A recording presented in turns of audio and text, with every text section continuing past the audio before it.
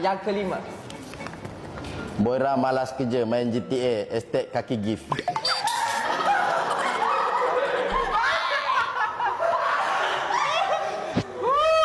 Benar sekali.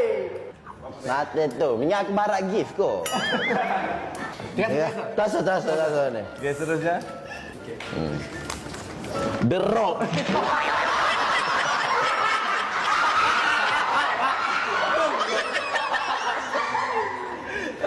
Nanti mana ya The Rock? Dari mana ni? Kau mengasah. Dua ayat terasa dah ni. Ni manik. Manik. Benda-benda gini manik. Okey, seterusnya boy. Terusnya. Diam Stone.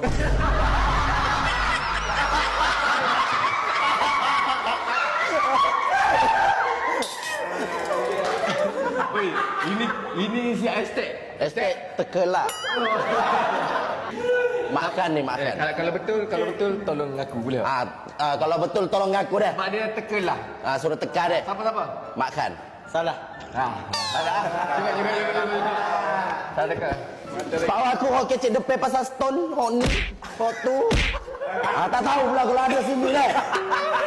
Okey, seterusnya. Aca main GTA Pro. Main tak hebat pun.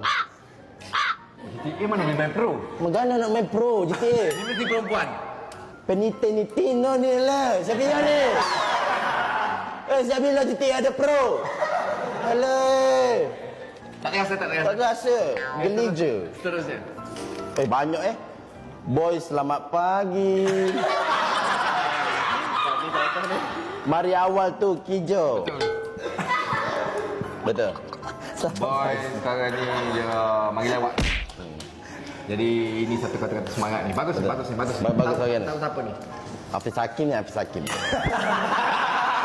Okey, Seterusnya. Main game, mainlah. Jangan malas datang kerja. 3 orang nak cakap benda tu boy. Bini sakit. Banyak alahan. Bapa yang demo tak behe. Betul. Sekejap. Saya. Okey, seterusnya. Nak tanya batu.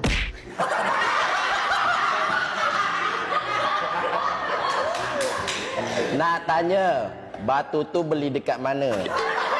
Sebab comel. Sini aku minum batu. Siapa? Aduh. Jangan hina batu ni. Betul. Aku tak ada hina batu tu. Betul? Percaya? Stone je. Seterusnya.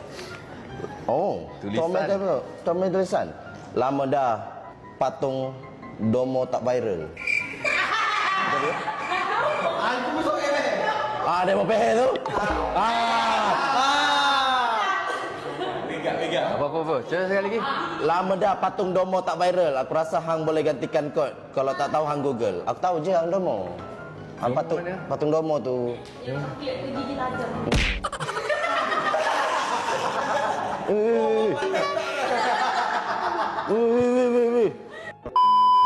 Dia dah ni, dia sungguh. Dia sungguh dah ni. Comel je. Jauh lah. Aku gelak lagi deh. Terusnya. Yang terakhir Allah, apa ni? Lama dah tu pregnant berapa bulan? Lebih diudo rasa. Selamat berpantang dia batu. Nyelah.